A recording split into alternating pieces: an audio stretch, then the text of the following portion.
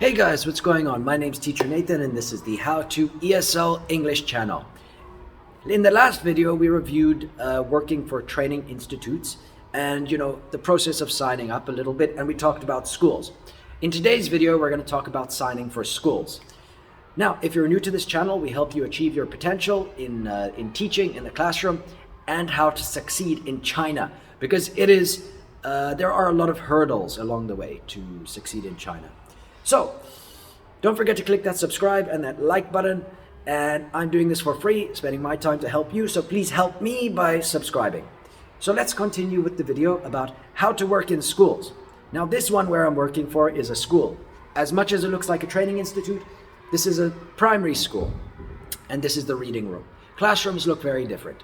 Now when you sign for a school in China, typically the recruiter who you are talking to will help you sign or have an interview with a few different schools.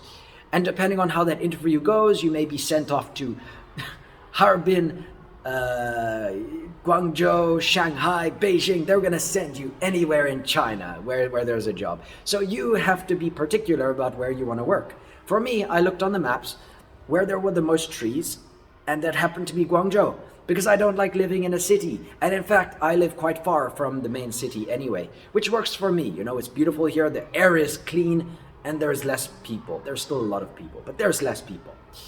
Now, when you have the interview, the signing process where you sign the contract, you arrive at the school, and sometimes after they issue the visa, they pay the recruiter.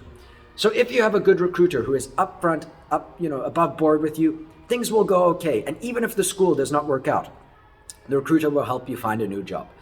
So that was my case. I have a recruiter who I have been working with for years, and she is reliable and she helped me with many things. So if you need a reference for a recruiter, she will help you. If you are a Western native speaker, she can help you, because in China there are limited jobs for non-native speakers. Look, I can try and help you for non-native, but it's usually not the case. I've tried with non-natives.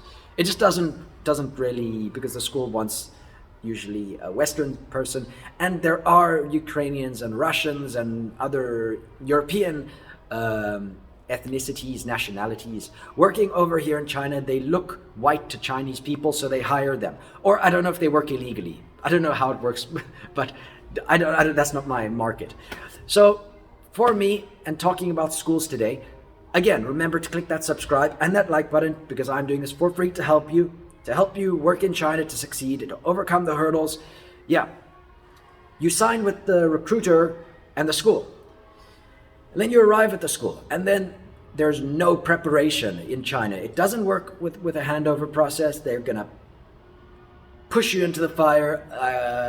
What's a good way of describing it? You're gonna go head first. You're gonna have to carry all the logs of the tree immediately in the beginning. They're not gonna do any sort of training. They call it training, but it's not training. It's just showing you what their culture is sometimes. I mean, for me it was fine, but usually they just want to show you what they want to show you. They're not gonna put in the effort to help you. You're gonna have to do that for yourself. You're gonna have to make notes and look at other teaching videos like this video. And when you arrive at the school, then you're gonna meet the other teachers, and you may have some discussions with the teachers. But the first time that you meet the other teachers, is after you sign the contract, after you arrived at the school, and after the school has set themselves up. And then you have to decide for yourself whether it's working or not. There's a probation period of 1 or 2 months where the school can dismiss you easily, and it usually happens. I mean, it's happened to a lot of people. Yeah, and so you can choose whether to work for the school, and then after about 1 or 2 months, you can get a contract with the school for a proper term. So that's how schools work. It's very different to training institutes. And there is a hybrid system, a hybrid school training institute system, which I will talk about in the next video. So don't forget to click that subscribe and that like button. You want to watch the next video because you want to look out for these things. And there are certain cautions that you are well advised to exercise when working for hybrid school training institutes. And yeah, so look at the next video. I'll see you in the next time. Bye-bye.